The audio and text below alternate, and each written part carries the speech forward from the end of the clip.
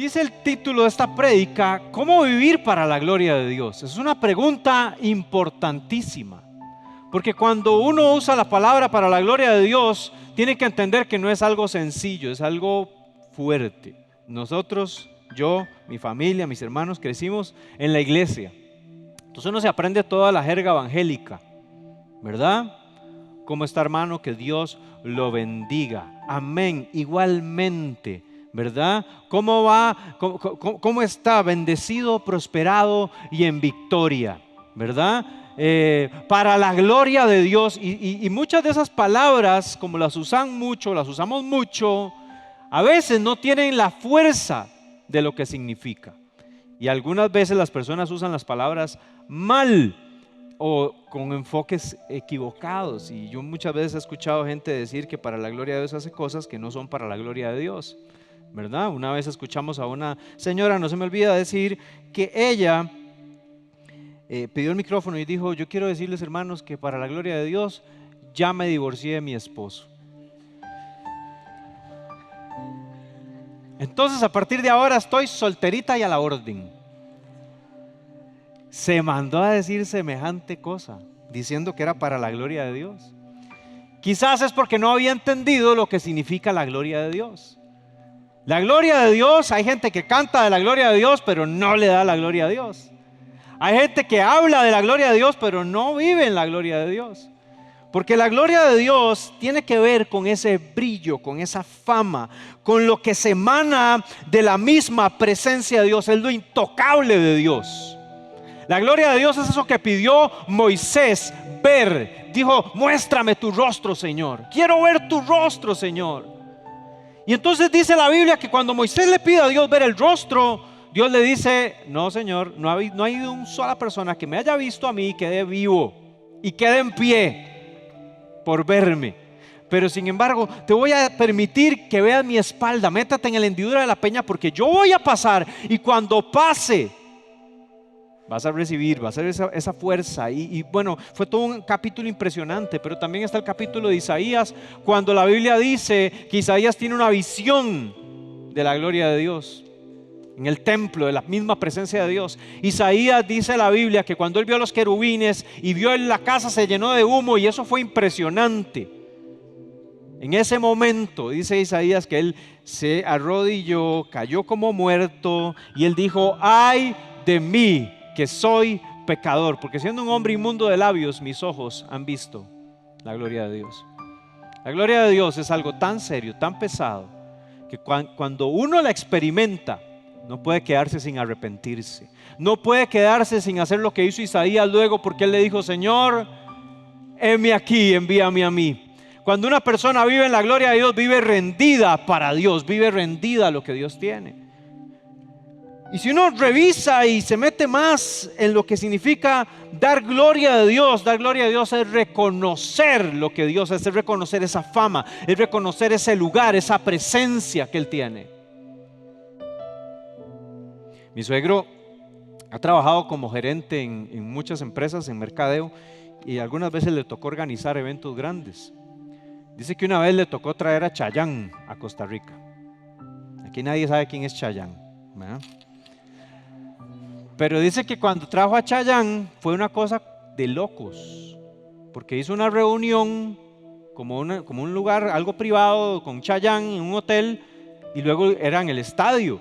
Pero en el momento dice que él vio a las personas más profesionales y ejecutivas estar frente a Chayanne haciendo el ridículo más grande de sus vidas. ¡Chayanne! ¡Ay, qué guapo! ¡Ay! Y cosas así. Es que es guapo, Chayanne, que hace cosas, ¿verdad? Tienen algo, no sé qué es lo que tiene, pero eso es algo interesante. Si Chayanne entrara aquí, yo no sé qué pasaría. ¿Por qué? Porque la gente le va a dar la gloria que él emana, y es una vana gloria. Es la gloria del hombre. La Biblia dice que la gloria del hombre es como la hierba. Un día está verde, sale una flor, pero luego viene el sol, se marchita y se murió. Hoy la tenemos y mañana ya no. Y después están las enciclopedias y los libros de historia hablando de un viejo que ni conocemos, que fue famoso y tenemos que aprenderlo para un examen. Entonces, ¿quién era el líder de los filibusteros? Y entonces ya está haciendo el examen y pone Johnny Walker. Hay gente que ni sabe la respuesta todavía.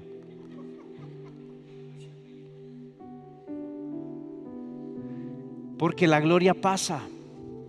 La gente se olvida. Pero cuando uno entiende lo que es la gloria tiene que ver con dar el peso, con no tomarse ligeramente. Y cuando hablamos de la gloria de Dios, es que yo no me voy a tomar ligero lo que significa dar el peso de lo que Dios es. Es algo pesado. Entonces, ¿cómo hago yo para vivir para la gloria de Dios? Esa es una pregunta que toda persona nacida de nuevo le palpita en el corazón. Desea vivir para la gloria de Dios. Porque si es una persona religiosa, simplemente cree que vas a tener que cantar unas canciones, tener que ir a la iglesia y cumplir con algunas cosas. Eso se llama obras. Pero cuando una persona se entregó, conoció, vivió la gloria de Dios en su vida, nació de nuevo, esa persona necesita, quiere, desea vivir rendida todos los días a esa gloria de Dios. La desea, le anhela. ¿Cómo hago para vivir para la gloria de Dios? Apocalipsis capítulo 4, verso 9. Quiero que vayan ahí.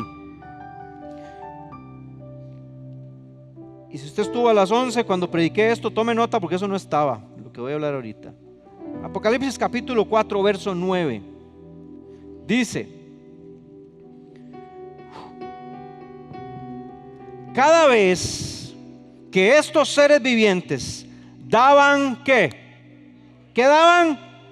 Gloria, honra y acción de gracias al que estaba sentado en el trono, al que vive por los siglos de los siglos. Los 24 ancianos, ¿qué hacían? Se postraban delante de él y adoraban al que vive por los siglos de los siglos. Y deponían sus coronas delante del trono, exclamando: digno eres, Señor y Dios nuestro, de recibir ¿qué? La gloria, la honra y el poder. Y pongan atención lo que dice: porque tú creaste algunas cosas, tú creaste todas las cosas, por tu voluntad ¿qué? Existen y fueron creadas. Lo primero que hoy voy a hablar de cómo vivir para la gloria de Dios es aceptando el plan de Dios para nosotros. Yo no puedo vivir para la gloria de Dios si quiero vivir en mi propio plan. Hoy está muy de fama, muy de moda que las personas planeen su proyecto de vida. Y hay gente que lo planifica de verdad.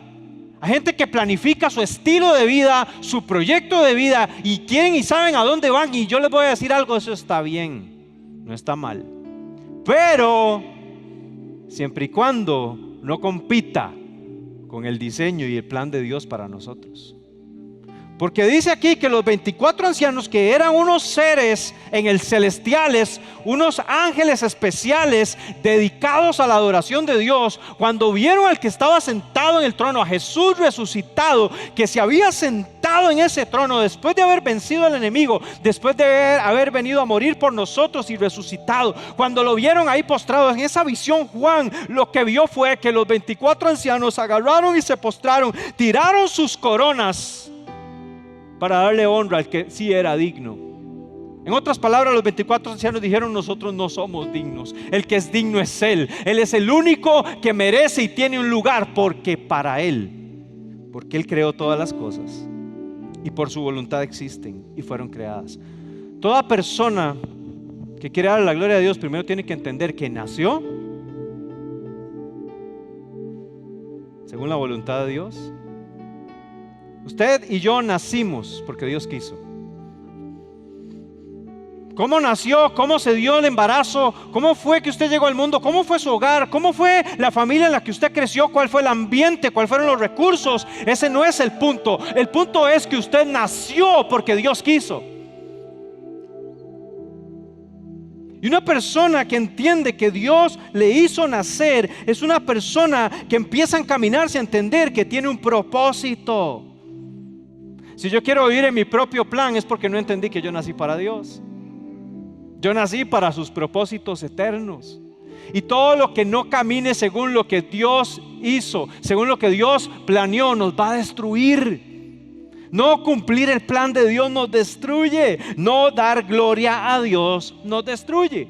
Romanos capítulo 1 dice el verso 21: a pesar de haber conocido a Dios, no lo glorificaron como a Dios, ni le dieron gracias, sino que se extraviaron en sus inútiles razonamientos y se les oscureció su insensato corazón. Aunque afirmaban ser sabios, se volvieron como... Una persona puede ser sabia hoy y luego hacerse necia. Una persona puede que hoy crea que conoció a Dios y luego no darle gloria a Dios. Dice, y cambiaron, ¿qué cambiaron? La gloria de Dios inmortal por imágenes que eran réplicas del hombre mortal. Estoy en la nueva versión internacional. Dice, de las aves, de los cuadrúpedos y de los reptiles. Por eso Dios los entregó a los malos deseos de sus corazones, que conducen a la impureza sexual, de modo que se desagradaron sus cuerpos los unos a los otros.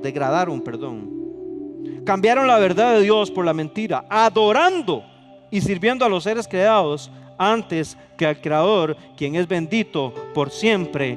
Amén. Toda la raza humana, todo ser humano y todo lo que Dios creó, lo creó para su gloria.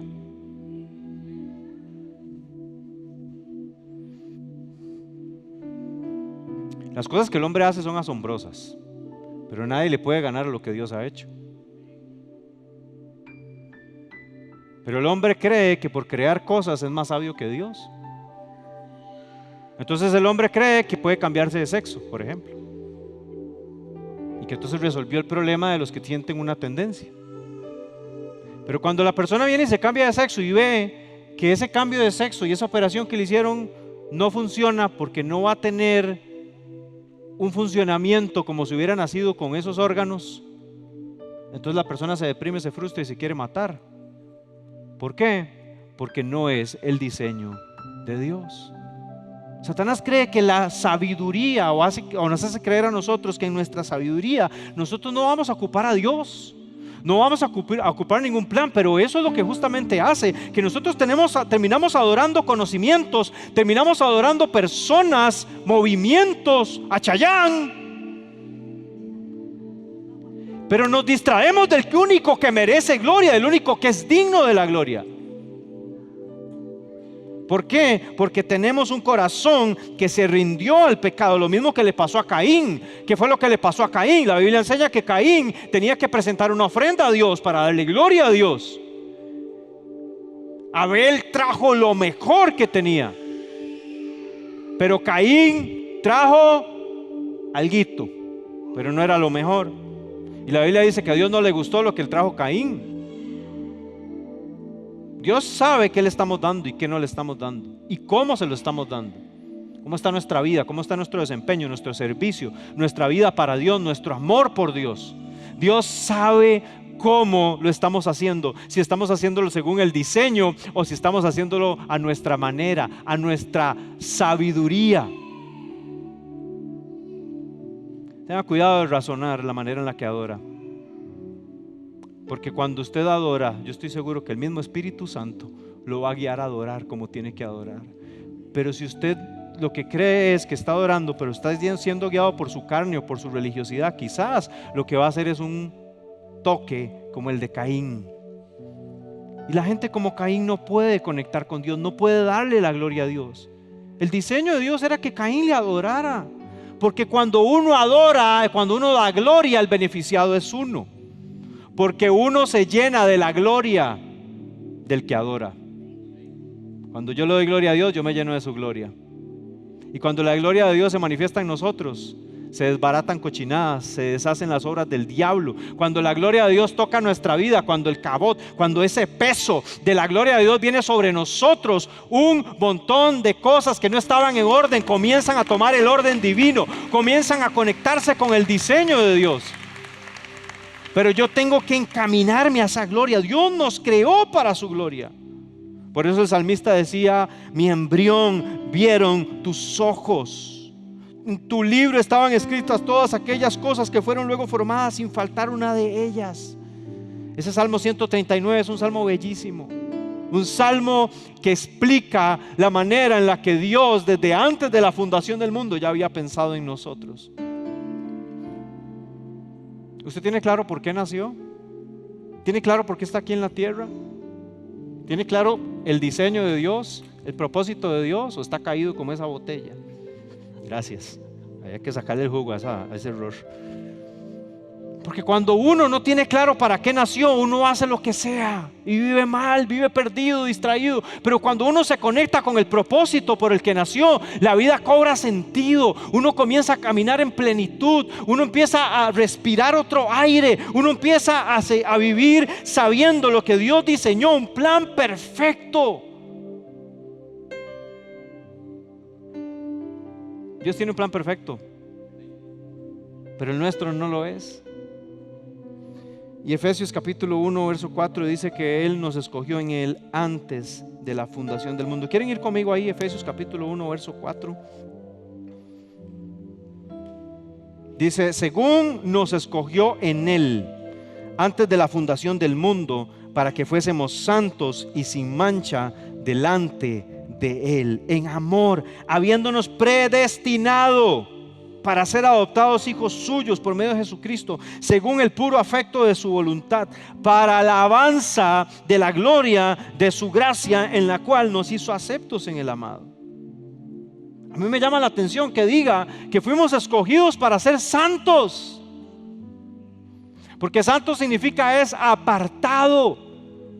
Yo estoy seguro aquí que todo papá en este lugar, cuando recibe a sus hijos en el hospital, usted quiere y desea con todo su corazón que nadie le haga nada, que nadie lo toque, que nadie lo ofenda, que nadie lo enferme, que nadie lo contamine, que nadie le saque del sueño y el deseo de ver a Dios en ese bebé. ¿Sabe de dónde viene ese deseo en los padres? Viene del corazón de Dios, porque Dios nos diseñó para ser apartados, para ser santos. Y qué triste es cuando uno llega a la vida y uno cumple cierta edad y uno se da cuenta que perdió la inocencia que tenía cuando era un bebé. Y cuando uno empieza a caminar en esta vida y en el pecado, y uno dice: ¿qué estoy haciendo con mi vida? ¿Por qué? Porque hay un diseño de Dios de ser santos y sin mancha delante de Él. Y ese deseo y ese plan solo se cumple a través de Cristo. Todos sabemos que Jesús vino para que esto fuese posible, para que nosotros viviéramos apartados del pecado y sin mancha delante de Dios, no para ser gente inmunda, sucia, lejana de Dios. Porque es que el pecado nos destruye. ¿Por qué vivir lejos del diseño de Dios nos destruye? Porque no nacimos para eso. Si usted agarra un carro que es gasolina y le pone diésel, ¿qué le pasa al carro? Se rompe el motor, se desbarata, es peligrosísimo, es peligroso, dice un videillo por ahí. ¿Por qué se rompe el carro, que es un carro que tiene un motor que es de combustión, cuando se le pone otro combustible? Porque no fue diseñado para ese combustible. Y si yo en mi vida ando consumiendo lo que no tengo que consumir, me voy a destruir. Mi vida se va a romper, mi familia se va a desbaratar, porque no nací para eso. Yo nací con un diseño de vivir cerca de Dios, según la imagen de Dios. Y como Dios es santo, Dios nos quiere santos. Ahora, ¿cómo lo logro? A través de Jesús, a través de su gracia, a través de su sangre, a través de su sacrificio por nosotros. Dice ahí que Él nos escogió para ser adoptados hijos suyos. Todos nosotros sabemos que éramos hijos de Él. ¿De quién éramos hijos? Del diablo. Y los deseos del diablo queríamos hacer. Nosotros no teníamos papá. Éramos hijos del diablo, que es un padre de mentira. No es un padre de veras, es un padre de mentira. Un padre mentiroso que dice: yo voy a estar con usted, pero no está con nosotros. Un padre que dice: te voy a proteger, te prometo que te va a ir bien, tome esto, haga lo otro, vaya por aquí, vaya por allá, estafe, robe, hágalo malo, no importa, viva su vida, viva para el placer, sea feliz, haga lo que le dé la gana. Y uno se va y hace todo lo que el padre de mentira le dijo. Y cuando uno vuelve choleña, vuelve sin familia, vuelve herido, maltratado y al infierno, porque Satanás es un mentiroso. Pero bendito Dios, que la Biblia dice que por su gran amor Él nos escogió para ser hechos hijos suyos, según el puro afecto de su voluntad, para la alabanza de la gloria de su gracia, en la cual nos hizo aceptos en Él, amado. Dios nos aceptó. Dios te aceptó a ti. Si hay algo que ha destruido nuestro corazón, es el rechazo. Cuando las personas no nos quieren, cuando las personas no nos aman, cuando las personas nos hacen daño, cuando las personas con su soberbia y su orgullo ya ni nos saludan, cuando las personas simplemente nos tienen por menos, nos miran por debajo del hombro, nosotros nos sentimos mal. Porque todos tenemos el deseo de ser aceptados. ¿Saben por qué?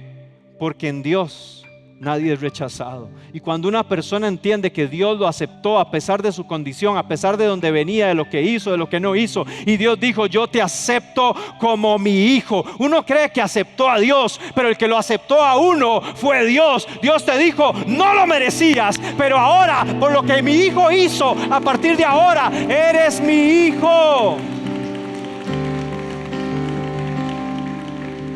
Hay dos maneras de vivir para Dios, como lo que intentó Pedro. Que Pedro intentó vivir para Dios diciendo: Jesús, yo mi vida daré por ti, yo te amo. Yo te amo, Señor, y mi vida daré por ti. Y ahí estaba Pedro intentando demostrar su amor para Dios, diciéndole: jamás te negaría, yo mismo daría mi vida. ¿Y qué le pasó a Pedro? Lo negó. Pero había otro discípulo, y ese otro discípulo tenía otra perspectiva de cómo era vivir para Dios. Él mismo escribe en la carta o en el Evangelio de Juan, él dijo: el discípulo al que Jesús amaba, el discípulo al que Jesús amado.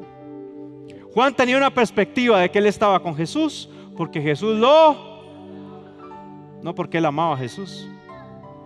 Y Juan casualmente fue el único que se quedó al pie de la cruz mientras estaba siendo crucificado. ¿Saben por qué él estaba al pie de la cruz? Porque él estaba reconociendo que el que lo amaba estaba muriendo en esa cruz por él. Si uno trata de vivir la vida pensando que uno está buscando a Dios porque uno lo ama a Él, posiblemente lo va a negar. Pero cuando uno entiende que está en Él porque Él nos decidió amar primero, porque Él decidió aceptarte, escogerte, transformarte, porque Él dio su vida por usted, no hay nada ni nadie que lo haga decir: me voy de Jesús, porque Él me ama. Yo tengo que tener claro el amor que Él tiene por mí. Por eso, cuando yo lo entiendo, yo digo: yo tengo que vivir para la alabanza de la gloria de Dios. Para esto nací. ¿Sabe cómo sabe usted que nació para la alabanza de Dios? Porque la experiencia que tiene usted cuando adora es plena. ¿Les ha pasado que usted empieza a adorar a Dios, que usted empieza a rendirse, que usted empieza a llorar en su presencia, que la atmósfera en su cuarto cambia, que su corazón empieza a ser sano, que de pronto todo lo que estaba en su mente haciendo un enredo se empieza a aclarar, de pronto las tormentas se empiezan a calmar en medio de la adoración y empieza la gloria de Dios a llenarlo y usted dice: yo estoy en el cielo? No hay droga, no hay guaro, no hay cigarro, no hay baile, no hay música, no hay evento, no hay ambiente que hagan lo que la gloria de Dios puede hacer con uno. Para eso nacimos. Nacimos para estar en su gloria.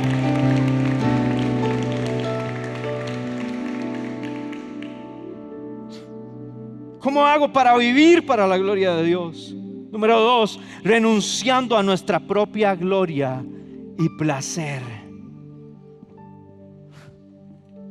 Toda persona sin Jesús y con Jesús tiene una tendencia a buscar su propia gloria. Todos queremos ser reconocidos. Todos queremos que las personas nos quieran, nos amen, nos admiren. A todos nos gusta eso. A todos nos gusta que lo diga, qué bonito que está. Ay, qué bonita que está. Es una necesidad emocional de aceptación que tenemos todos. Y que tenemos que tener cuidado, porque a veces por estar construyendo tanta aceptación, sacamos a Dios. Ahora hay corrientes que dicen que amor propio es salir chingo en las redes sociales. Amor propio. ¿De verdad eso es amor propio? Eso es una degradación de lo que Dios diseñó. Yo estoy seguro que una persona que hace eso no encontró amor propio. Lo que encontró fue que las otras personas la buscaron o lo buscaron por su cuerpo, por el placer que podía generar lo que vieron. Y entre más se hundan, más vacíos van a estar. Yo he escuchado y he tenido consejerías con personas que dicen, yo ya no quiero que nadie me vea, yo no quiero que nadie me busque, yo no quiero que nadie esté cerca mío, yo ya me cansé de esta vida. Porque ahí no hay propósito. Nada ganamos con nuestra propia gloria. Eso se llama vanagloria. ¿De qué nos sirve a nosotros la gloria? Los ancianos, ¿qué hicieron con las coronas? Si algo en esta vida Dios te ha dado, que te ha dado fama, que te ha dado reconocimiento, que de alguna forma es algo por lo que te admiran, lo único para lo que puede servir eso es para decirle, Señor, aquí te lo rindo. Te rindo mis talentos, te rindo mis dones, te rindo mis habilidades, te rindo, Señor, el lugar que tengo en la sociedad. Señor, si de alguna forma aprendí a limpiar, si de alguna forma aprendí a enseñar, si de alguna forma aprendí a administrar, si de alguna forma yo aprendí a ser un buen operario, Señor, yo te lo rindo para tu gloria.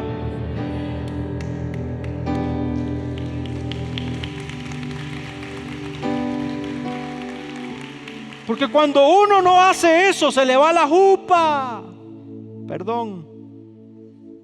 Estamos en Costa Rica, ¿verdad? Si uno los reconocimientos no los rinde, esos reconocimientos nos van a robar nuestro lugar delante de Dios, nuestro disfrute de darle honra a Dios. La soberbia es nuestro peor enemigo. Yo le quiero abrir el corazón. Yo le pido a Dios todos los días que me arranque la soberbia de mi corazón. Y a veces me exagero tanto que caigo más bien en autoconmiseración, que eso también está mal. Pero la soberbia es algo que hace que yo no me rinda delante de Dios, ni valore a las demás personas que Dios diseñó. Y allá en el libro de los Corintios había una iglesia que estaban con una soberbia por el conocimiento que habían desarrollado, que andaban criticando a los demás, como los fariseos. Entonces se enteraban de que había una gente que estaba comprando carne en un lugar donde esa carne antes la sacrificaban a los ídolos. Y entonces la Biblia enseña que le llevan ese problema a Pablo. Y Pablo les dice, dejen de andar viendo lo que otro hace. Entonces Pablo en 1 Corintios capítulo 10 verso 23 les dice, todo me es lícito, pero no todo. Si solo viviéramos ese versículo, si solo lográramos filtrar lo que realmente nos conviene. ¿Qué nos conviene? Para poder llegar a ese nivel tenemos que entender para qué nacimos. Yo sé qué me conviene en mi vida si yo tengo claro el diseño de Dios para mí. Si yo tengo claro el llamado que Dios me ha hecho. Si yo tengo claro la posición que yo tengo en esta tierra para la edificación de otros, para bendecir a otros. Yo sé qué me conviene cuando he leído la palabra de Dios. Yo sé qué me conviene cuando he sido guiado por el Espíritu Santo. Todo me es lícito, pero no todo edifica también. Todo me es lícito, pero no todo edifica. Realmente todo lo que nosotros hacemos ¿Estamos haciéndolo para que se construya en nosotros el diseño de Dios?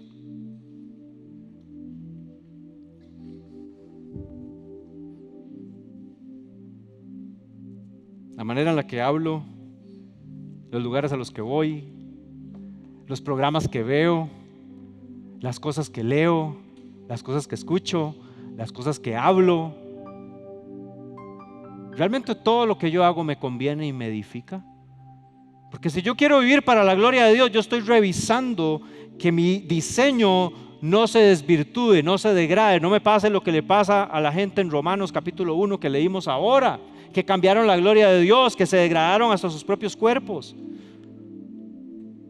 Si yo me dejo guiar por la corriente de este mundo, la corriente de este mundo dice: vaya, sea feliz, viva para ser feliz, busque la felicidad. Y hay mucha gente que vive con esa filosofía y aún así se llaman cristianos. Y yo les voy a decir algo: los cristianos no pueden vivir en esta vida buscando la felicidad, porque el que ama su vida la perderá, pero el que pierda su vida por causa de él, ¿qué va a hacer? La hallará. Si yo digo: ay, yo quiero felicidad, entonces uno dice: bueno, entonces mejor no trabajo y me voy a dedicar a estafar a la gente. Y andan ese montón de estafadores mandando mensajes raros: ay, que vea que soy su tía que está en Estados Unidos y venía para Costa Rica y estoy en el aeropuerto, pero no tengo cómo pagar las maletas. Vea, mi amorcito, hágame un favor, ¿por qué no me presta esa platica? Y es que en aduanas me están pidiendo 2 millones, 3 millones, 4 millones, y ahí con esa hablada se han llevado entre las patas a un montón de gente, porque falsifican el Facebook de la tía y el otro se la cree, y cuando se dio cuenta le robaron la plata. ¿Por qué la persona que hizo eso? Porque anda buscando la felicidad sin hacer mucho. Entonces estafan a otros porque no le importa a quién se lleven entre las patas. Y yo le digo: sí, esos son, ay, sí, no, eso se llama reforma. ¿Saben qué? Lo mismo le sucede a la persona que no paga impuestos, la persona que anda haciendo trinquetes, que llega tarde al trabajo y sale antes, la persona que anda mintiendo con los reportes o copiando en los exámenes o copiando los trabajos o bajándolos de Wikipedia. Es lo mismo.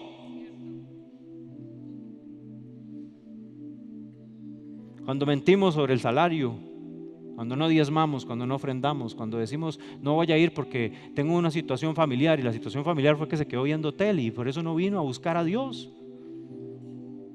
Eso no es el diseño de Dios. Si no aprendemos a morir a nosotros mismos, no vamos a poder vivir para Dios.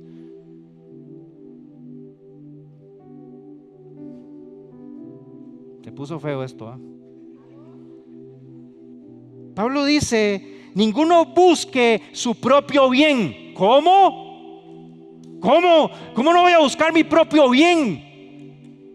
Es natural. Usted está en un restaurante y busca en el menú lo más rico y más barato posible, ¿eh? Porque usted está buscando su propio bien. Y si usted invita a otros, vea la cultura de nosotros. Cuando invitamos a alguien, nosotros hipócritamente decimos: pida lo que quiera, y por dentro estamos: ay, no, que no pida, no pida. Y somos tan así que cuando alguien nos invita, buscamos lo más barato del menú porque nos da vergüenza que piensen que nos abusamos.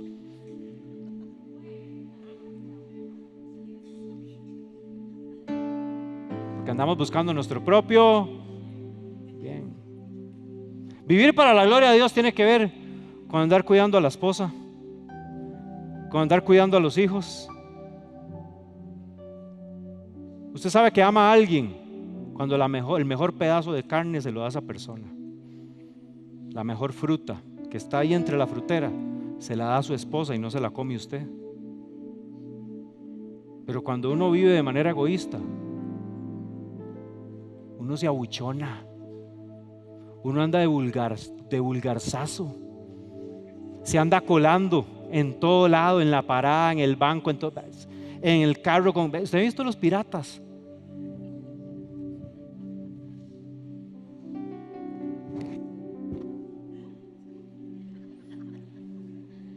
Vea, esta sociedad sería tan diferente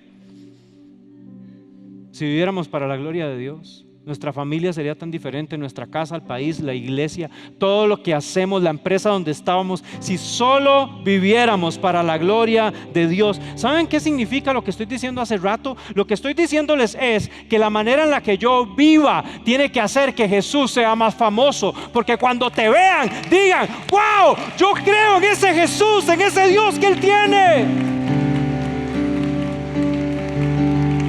Vivir para la gloria de Dios es que todo lo que yo haga magnifique a Dios, haga que Dios sea honrado. Pablo decía: para que no blasfemen contra Dios y no queden gracias. Hagan cosas buenas a los demás, por favor, iglesia. Compórtense bien en la sociedad para que los que murmuran contra ustedes y den gloria a Dios. ¿Cuánta gente no se ha salvado porque nosotros no le hemos dado gloria a Dios? ¿Cuántos vecinos de nosotros, lo que ven en nosotros no es la gloria de Dios?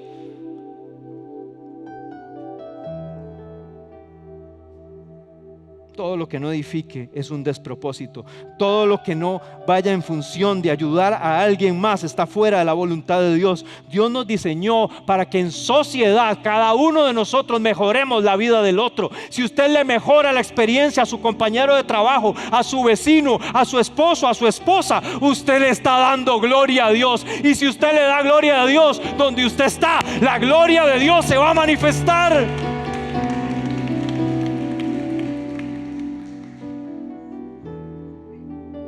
Verso 31, Pablo dice: si ustedes comen, si ustedes beben, si hacen otra cosa, háganlo todo. ¿Para qué? En otras palabras, Pablo dice: casi que si usted va a respirar, respire para la gloria de Dios. Todo lo que usted haga. Y algunos dirán: ay no, pastor, no sea tan exagerado, no todo es espiritual. ¿Qué está hablando? Esto es el fútbol, y en el fútbol a uno se le salen palabras viendo el partido. ¿Cómo? Entonces usted cuando ve fútbol ya no es cristiano. Y termina el partido y ya otra vez: sí, Señor, aquí estamos, Dios está aquí.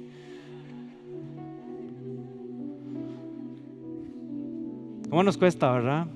Yo soy el primero en decirles: necesito ser alguien que vive para la gloria de Dios. Cuando yo vivo para mi propia gloria, yo paso defendiéndome en vez de humillándome. Cuando yo vivo para mi propia gloria, paso criticando a los demás en vez de estarlos animando y apoyando. Cuando yo vivo para mi propia gloria, no quiero servir a los demás. La palabra servicio se vuelve algo horrible. Pero cuando yo vivo para la gloria de Dios, yo reviso todas mis acciones. La iglesia, ¿para qué es la iglesia?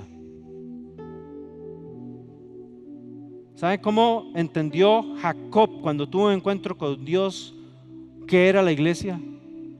Jacob tuvo una visión, vio ángeles, y cuando estuvo la gloria de Dios en esa experiencia, en ese encuentro con Dios, Jacob dijo: esta es casa de Dios, puerta del cielo. Peniel.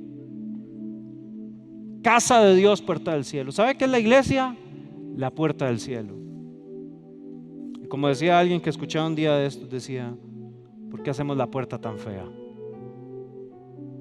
La iglesia debería ser un lugar que cuando la gente, desde que viene llegando, todos estamos sonriéndolo, todos estamos abrazándolo, todos estamos haciendo que las personas que vienen por primera vez se sientan bienvenidas, sientan que llegaron al cielo, que sientan que llegaron al lugar donde su vida va a ser transformada, donde van a ser salvos, donde sus pecados van a ser borrados, que llegaron al lugar donde el mensaje de Dios penetró el corazón y sus vidas cambiaron para siempre, donde la gloria de Dios se manifestó. Pero eso comienza con cada uno de nosotros, en nuestra manera de vivir, de hablar, de vestir, de comportarnos.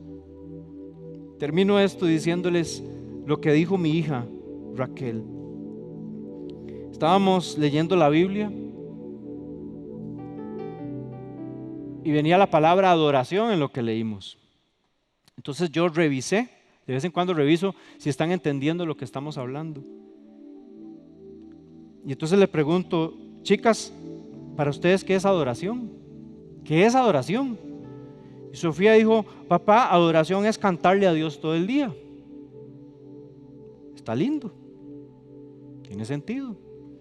Pero Raquel, la que acaba de cumplir 4 años, dijo: papá, adoración es todo lo que hacemos para que Dios se ponga feliz.